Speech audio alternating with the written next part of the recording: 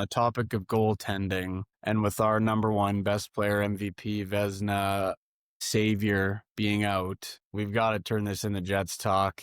And the goaltending situation, the entire team situation, after a demoralizing loss to the Buffalo Sabres tonight. One that makes me not even want to hop on here and makes me want to end the podcast. But just a demoralizing week in general. Even though we did beat Nashville, we squeaked that one out, but just a demoralizing week in general. And this Buffalo game, just to put the cherry on fucking top, like the worst of them all. It was so bad. It was so hard to watch. And what I was going to say earlier is I don't know if it's like the boys are like deflated not having their number one guy in net, or if we just flat out suck.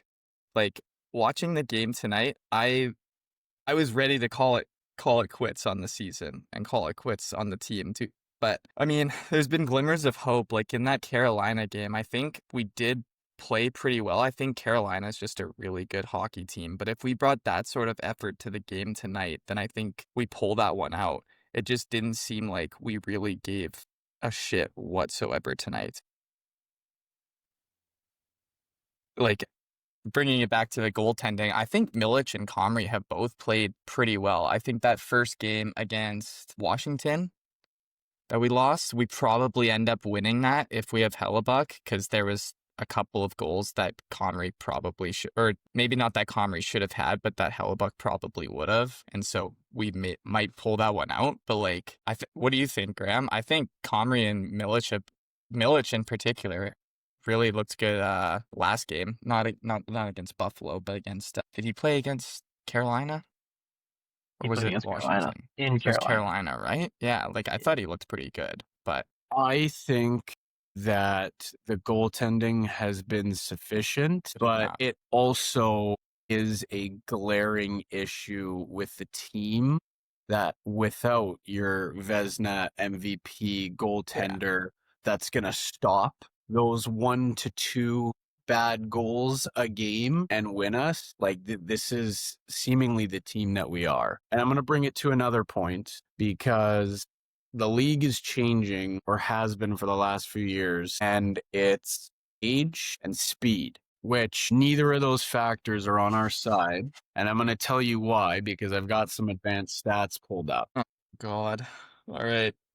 So in terms of total 20 to 22 mile an hour bursts, which means how many times a player is skated 20 to 22 miles an hour on the ice, the Jets rank 31 out of 32 NHL teams. Who's 32? I don't know. Okay. In terms of 18 to 20 mile an hour bursts, the Jets rank 32 out of 32. In terms of purely 22 mile an hour bursts, we rank 26. Now, again, I'm going to go back on my point that I had mentioned last podcast about age and speed and how there wasn't a spot for Lambert in the lineup, which is why we haven't given him a chance, which is why he's now essentially formally requesting a trade. After seeing, respectfully, Tanner Pearson and Gustav Nyquist on our second line, how do you not look at Brad Lambert or Chibrakov or Colby Barlow or anyone in the pipeline that's younger and more talented and say, we're really struggling right now. We're now 4-6 in our last 10, but from what I believe, 4-8 in our last 12, and say, you know what? Maybe let's give the young guns a try for at least a couple of games. See what happens, put them up on the second line, see what we can do, because God knows that our slow-ass hockey team with, again, respectfully, love you guys, Pearson, Gustav Nyquist, Taves, Nino, who's having a good season but is still very slow, Perfetti, who finally took the monkey off his back. Like, how do you not just try to inject a young player with speed into this lineup to try and give the guys some life, especially when right now with your number one guy out, you're looking for a spark, you're looking for offense, you're looking for something. How does that not happen? I think if we don't see Lambert or at least one of our young guys in the lineup next game, then something is seriously wrong. Because after this game tonight, like, we're just getting skated circles around, and we need something to mix up what the hell is going on in Winnipeg Jets hockey right now. I 100% agree that been saying it all season, and I said that with Ehlers going out, now would finally be the time to get Lambert on that second line with Perfetti and give him 50 games, give him a full-time spot on this lineup. And we are not doing that. And no wonder he wants out, because I'm sure he sees that too, where like he probably thought that this was going to be his year, his opportunity. And we get Tanner Pearson to come in and fill his role. Like, if I'm him, I'm pissed. I'm watching these games and I'm like, I'm way better than this guy. And I can bring way more to what you just said, a slow ass team. And so, yeah, I don't know, but I don't even know if that's the answer. I think we should. I think we need something to change it up, but I don't even know if that's, we put Lambert in. I don't think he's going to be that big of a game changer where he's going to win. You need something. You need a spark. And I also think, which I was very happy about, that Elias Salmonson made his debut the other night. But I think that was a pure nervous move by management to give him time, because they don't want the same thing happening. Now, after McGroarty did it, which again, I mean, I understand. I haven't really been following him in Pittsburgh. I don't know if he's on the squad or if he's on whatever. He's been in the AHL. Yeah, but like, I mean, you've seen it happen to McGroarty, you've seen it happen to Lambert, and with as good of a prospect as Salmonson is, like, I think that was just a pure move out of nervousness. Because, I mean, essentially, like, we've been running Shen all year, basically. Now Miller's getting some time, but, like, I feel like in any other scenario, they would have just put Shen and Miller both in the lineup and moved Miller up to that second line spot for Pionk. So, I don't know. Maybe our unbiased Oilers correspondent can shed some light on the situation. Well, I know our Oilers correspondent's a big Lambert guy, and it's been saying for years now that Lambert was going to be better than Kyle Connor. Do you still feel that way? I don't see him, so how am I supposed to know? Like, you don't play him. Fair enough. Yeah, that's it. No, that's a great take. Yeah, he was a top 5 projected pick coming out of like his year before draft year. And then I heard there was a little bit of issues like with attitude and dressing room problems in his draft year, which made him drop. Yeah. But you guys got him at 30. So like going from a top 5 pick to 30, like obviously you're going to get value there. But that was the same year that they took McGroarty at 14. I just pulled up his stats and he got 7 points in 5 games in the AA right now. He played 8 games last year. He played 8 games last year in the NHL. Had 3 points, but he had 40 points in 60 games last year in the A. So like he's producing in the A, which I'm pretty sure Lambert is as well. So yeah, I don't know. I think a change of scenery is best for Lambert, and like send him to a young kind of retooling, rebuilding team, and then give him a chance. I don't know. Next question. What do you think we could possibly get for him? I know that's like such a hard thing to answer because there's like no rumors. I haven't heard any rumors about potential teams interested in him. I don't know if you have, Graham, but like, I've just seen a bunch of discourse on Twitter. And I think, like I mentioned last podcast, I don't know how well you know the Flyers breaks, but I heard somebody say Briere might ship around Tippett. So I was going to say Lambert plus for Owen Tippett. Right. But I don't think they'll ship Tippett. He's one of their best players. Yeah, he's too good. And he's young. If he was older, I'd say yeah, but he's young enough and very good. Like maybe ship him to Vancouver, like someone like that, who's like struggling and needs to get younger. I just don't know really what you would get when we look at their Kiefer Sherwood team. Kiefer Sherwood, you'd have to trade. I would love that. For. Have to trade Hellebuck for. That guy's a rock star. I love that guy. I know, he's so good. Yeah. Maybe picks, like, I don't know.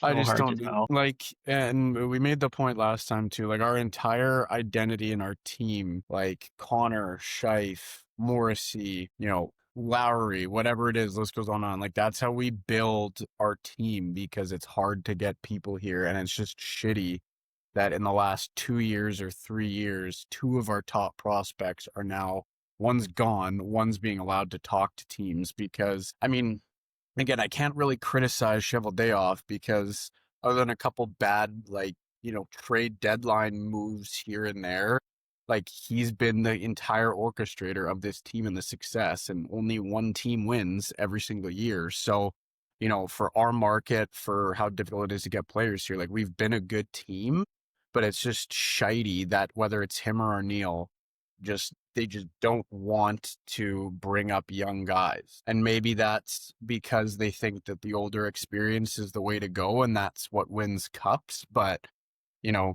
it hasn't worked for 15 years since the Jets have been back. Our closest year was against Nashville in the Western Conference Final. But I think it's maybe I'm overreacting, but I think it's time that we start giving young guys looks, especially during this time when our number one guy's out and we're just looking for something to win. We're just looking for a spark. So, I don't know. I don't think you're overreacting at all.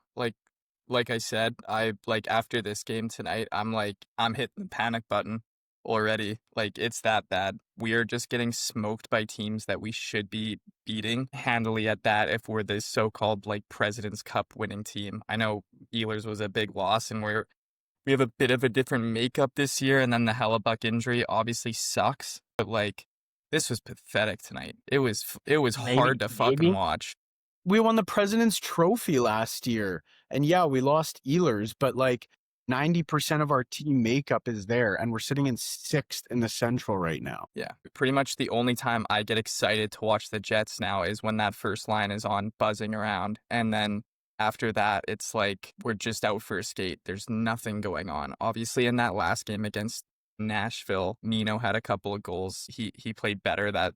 I think he's on the third line. That third line was pretty good. But other than that, it's pretty much just been the first line. And honestly, they weren't even that great tonight. Velarde's been the best player on the Jets throughout the past 2 weeks now. And I mean, that's awesome to see. He's been really good. But I mean, it's a couple times today where it's just 2-on-1 after 3-on-1. And it's typically our first line. I know they're gunning for offense and stuff, but where are our back checkers half the time? Again, it was 3-on-1s today, and it's just completely, we're just collapsing. Yeah. What was I gonna say? Damn it, I'm losing my train of thought now. I'm out of it. I'm pissed. I was falling asleep during that game. It was so boring. Maybe the Buffalo Sabres are just a Monday night team. They beat the Oilers 5-1 3 weeks ago on Monday night. Maybe. And maybe, you know what? Go ahead, Graham. Go ahead. Before the game on 6-8, I was listening to Paul Edmonds. He interviewed Mark Harrington, who's a Buffalo Sabres writer. He has been for years and years and years. And Buffalo is a completely different team at home. I think he said at home they score around 4.2 goals per game and they give up 2.9. And on the road, they score 2.9 and give up 4.4. So, I mean, they are good at home. But, I mean, again, for the Sabres, who are right now sitting at, where am I here? 8th in the Atlantic. And the Jets, for who we know them, have been a prolific top Central Division team. You just can't get beat 5-1 by that team. You can't. Yeah. Again, in a tough schedule over the last couple of weeks, you look at these Nashville and Buffalo games. Nashville, we took care of business. It wasn't an amazing game, but we did it. Barely. And then today, that's a game that this team should win.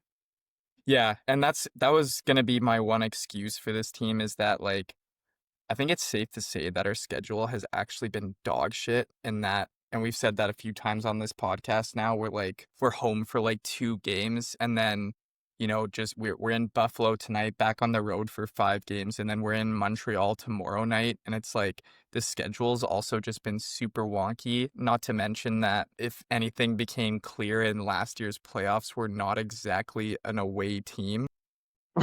If you want to chalk it up to that too, maybe it's just that we've had a ton of away games lately, but that's no excuse. And like you said, even if we're gonna lose that game against Buffalo tonight, we have to at least make it a game. It just wasn't even fucking close tonight. So yeah, that first period we just got literally blown by dominated. It wasn't even close.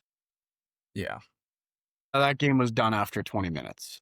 Yeah, if not sooner.